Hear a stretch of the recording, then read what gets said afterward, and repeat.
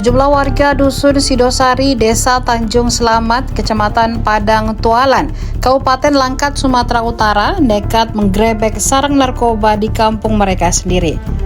Aksi itu dilakukan karena warga kesal dengan kinerja polisi yang dinilai tidak mampu mendeteksi keberadaan narkoba di kampung mereka. Video penggerebekan tersebut pun viral usai diunggah akun X @HeroLoops pada Minggu 4 Mei 2025. Dalam video, tampak puluhan warga mendatangi sebuah gubuk kecil yang disebut-sebut sebagai tempat transaksi dan penggunaan narkoba. Warga membawa peralatan seadanya seperti senter saat mendatangi lokasi.